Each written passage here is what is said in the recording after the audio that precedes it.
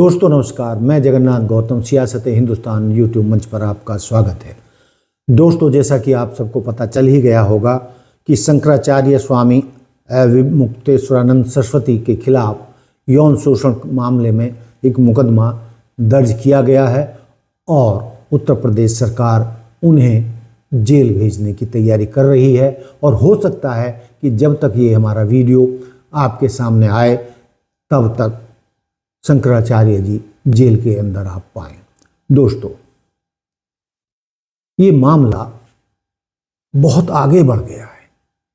जिस तरीके से फर्जी मुकदमा कथित तौर पर दर्ज किया गया है, तो उस पर शंकराचार्य स्वामी मुक्तेश्वरानंद सरस्वती की बड़ी कड़ी प्रतिक्रिया आई है।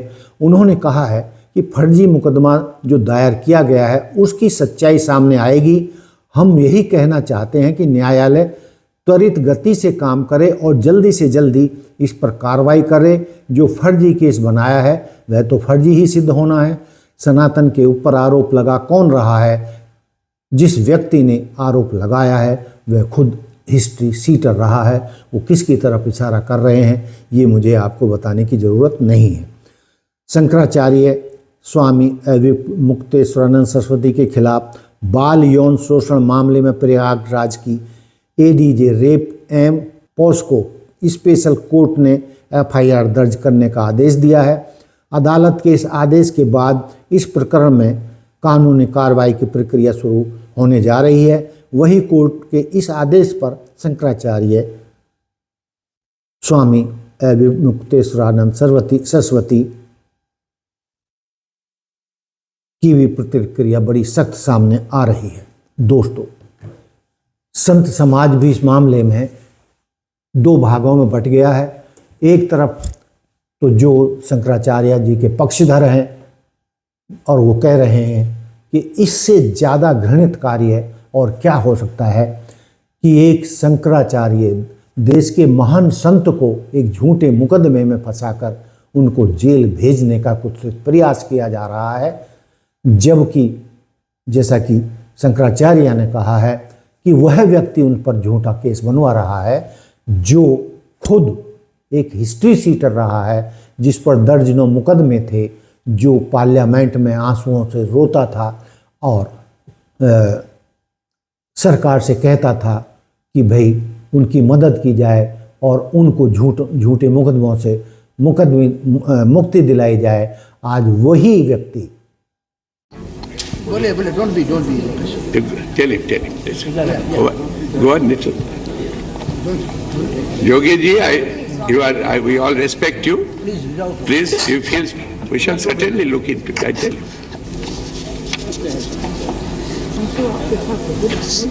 सर मुझे बोले don't be Tell him listen. Go on, listen. Yogi ji, we all respect you. Please, you feel we shall certainly look into it. I tell you. अध्यक्ष, मैं तीसरी बार गोरखपुर से लोकसभा का सदस्य बना हूं।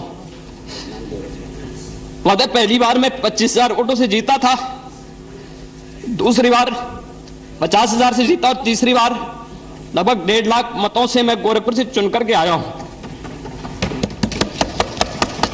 लेकिन पिछले कुछ समय से महोदय राजनीतिक विद्वेष के तहत मुझे जिस प्रकार से राजनीतिक पूर्वाग्रह का शिकार बनाया जा रहा है, मैं केवल आपसे अनुरोध करने के लिए आया हूं, क्या मैं इस सदन का सदस्य हूं या नहीं हूं, और क्या यह सदन मुझे संरक्षण दे पाएगा या नहीं दे पाएगा? You are a very honorable member of the house. मुझे संरक्षण नहीं दे सकता है तो मैं आज ही सदन को छोड़ करके वापस जाना चाहता हूं। यो छोड़िए सब। मैंने कोई महत्व नहीं रखता महोदय। मैंने अपने जीवन से संन्यास लिया है अपने समाज के लिए। मैंने अपने परिवार को छोड़ा है, मैंने अपने माँ बाप को छोड़ा है, लेकिन आज मुझे अपराधी बनाया जा रहा है महोदय, केवल राजनीतिक पूर्वाग्रह के तहत। केवल इसलिए क्योंकि मैंने वहां पर भ्रष्टाचार के मामले उजागर किए थे, क्योंकि मैंने भारत नेपाल की सीमा पर आईएसआई और राष्ट्र विरोधी गतिविधियों के खिलाफ आवाज उठाई थी और सदन में बराबर उसके खिलाफ सदन का ध्यान आकर्षित करता रहा। मैं वहां पर भूखमरी से हो रही मौतों के खिलाफ प्रशासनिक भ्रष्टाचार को उठाता रहा। इसलिए मेरे खिलाफ महोदय सारे के सारे मामले बनाए गए और जब सीएम बनने पर अपने ऊपर लगे सारे मुकदमों को खत्म कर लेता है और वो आज एक संत पर, शंकराचार्य पर झूठे मुकदमे दर्ज करके अपनी शक्ति का गलत प्रचार कर रहा है, गलत इस्तेमाल कर रहा है और इसका खामियाजा उसको भुगतना पड़ेगा। दोस्तों, ये कोई छोटा मुद्दा नहीं है। जो पार्टी या जो योगी जी सीएम हिंदू राष्ट्र के या हिंदू धर्म के पैरोकार रहे हैं, हिंदुओं की बात करते हैं, हिंदू राष्ट्र की बात करते हैं, धर्म की बात करते हैं, लेकिन वही अधर्म का काम कर रहे हैं। एक शंकराचार्य को झूठे मुकदमे में फंसाकर जेल भेजने का षड्यंत्र कर रहे हैं और संत समाज ये मानता है कि इसकी सजा उन्हें जरूर मिलेगी और ईश्वर उन्हें इसकी कड़ी से कड़ी सजा देगा, क्योंकि ये मामला सत्य और असत्य के बीच की बात है, धर्म और अधर्म की बात है।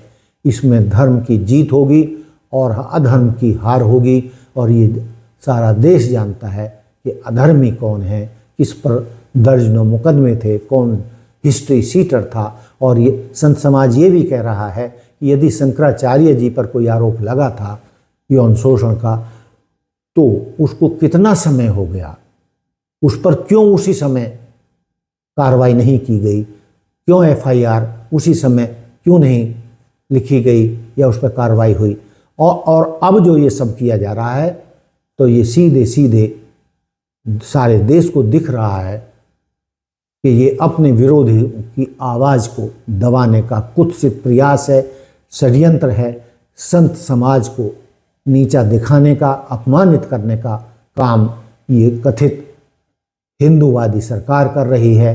हिंदू राष्ट्र की बात करने वाले सरकार में संतों के साथ जुल्म हो रहा है और ये सारी दुनिया देखेगी कि संतों के साथ जुल्म करने वाली सरकार अब कितने दिन टिकेगी। संतों के साथ जुल्म करके उन्हें जेल भेजने वाली सरकार या मुख्यमंत्री कितने दिन अपनी कुर्सी पर टिका रहेगा, ये आने वाले दिनों में देश की जनता के सामने आ जाएगा। और संत समाज का तो यही कहना है कि जीत सत्य की होगी और शंकराचार्य जी को फंसाया जा रहा है।